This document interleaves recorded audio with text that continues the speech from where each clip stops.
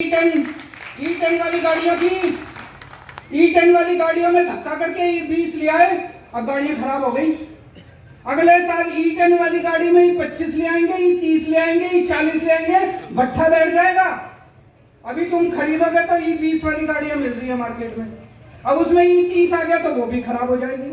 पहले इनको पूरा E100 ले आने दो, उसके बाद गाड़ी खरीदना, और खरीदनी हो तो इलेक्ट्रिकल व्हीकल खरीदना, और दूसरा कोई मत खरीद, डीजल वाला भी मत खरीदना, या डीजल में भी मिलावट करने की प्लानिंग कर रहे हैं ये लोग। तो कोई गाड़ी मत खरीदना, पेट्रोल डीजल की गाड़ियां खरीदनी बंद कर दो जब तक ये E100 ना ले आए। जब तक E100 की गाड़ी बनना शुरू नहीं हो जाए अपने देश के अंदर, ये धोखा दे रहे हैं। E10 की गाड़ी में E20 डालेंगे, E20 की गाड़ी में E50 डालेंगे, E50 की गाड़ी में E100 डालेंगे। धक्का कर रखा इन्होंने। मैंने 29 कंपनियों को चिट्ठी लिखी। हमारे देश में 29 कंपनियां हैं जो पेट्रोल से चलने वाली स्कूटर, मोटरसाइकिल, एसयूवी, कार, ये सब बनाती हैं, 4 व्हीलर 2 व्हीलर बनाती हैं। 29 कंपनियों को मैंने चिट्ठी लिख के दो ही चीज पूछी। मैंने कहा भाई ये बता दो 2023 से आपकी जो गाड़ियां बनी हुई है पहले, वो गाड़ियों में E20 इस्तेमाल हो सकता है क्या? अगर आप कहते हो सकता है, और अगर किसी की गाड़ी खराब हो जाए तो फिर आप लिख के दे दो कि हर्जाना हम देंगे। अगर किसी की गाड़ी में माइलेज कम आए तो लिख के दे दो कि हर्जाना हम देंगे। दो बातें पूछी, किसी की चिट्ठी का जवाब नहीं आया। लेकिन 9 कंपनियों के अफसरों से मेरी खुद की डिटेल में बात हुई। बोले जी 2023 के पहले वाली गाड़ियां E10 की, उनमें E20 इस्तेमाल नहीं हो सकता। बोले जबरदस्ती कर रखी है सरकार ने, E20 इस्तेमाल करोगे गाड़ी भी खराब होगी, माइलेज भी खराब होगी। तो मैंने कहा लिख के दे दो। बोले लिख के देंगे, धमकी दे रहे हैं प्रधानमंत्री जी, फैक्ट्री बंद करा दूंगा, इनकम टैक्स की रेड करा दूंगा, प्लांट बंद कर दूंगा, ईडी भेज दूंगा। बोले धमकी दे रहे हैं, हम लिख के नहीं दे सकते। और बोले अगर हमने उनके कहने से लिख के दे दिया E20 सही है, तो बोले फिर कंज्यूमर आ जाएगा, वो कंज्यूमर कोर्ट में जाके कहेगा हमारा हर्जाना दो। बोले ना ये लिख के दे सकते ना वो लिख के दे सकते।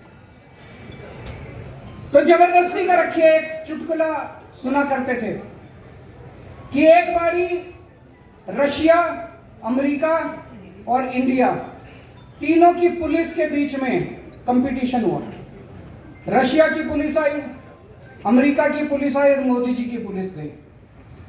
एक शेर को जंगल में छोड़ दिया, पुलिस को कहा भाई इस शेर को पकड़ के लाओ।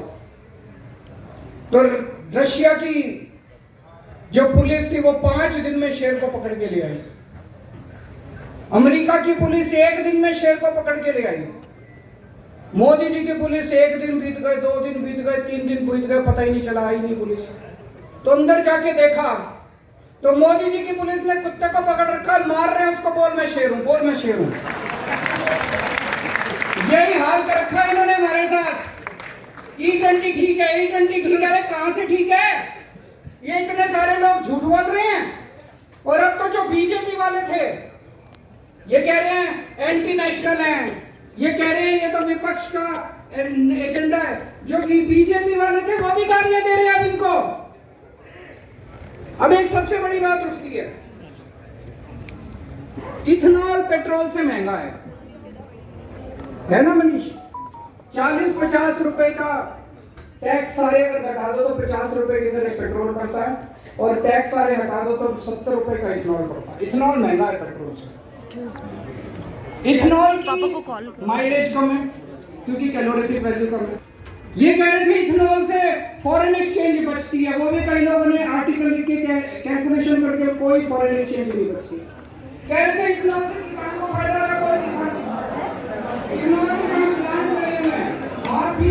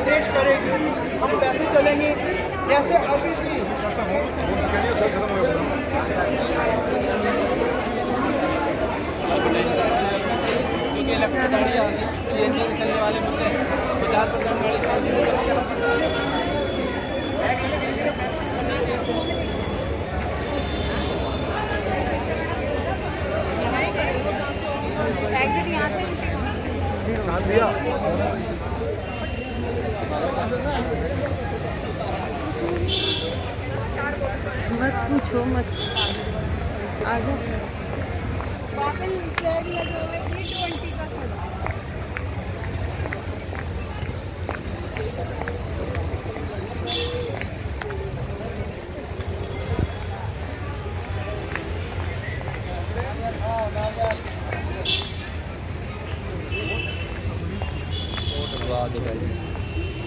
देखो कहाँ पे, अब करो कॉल फटाफट किया।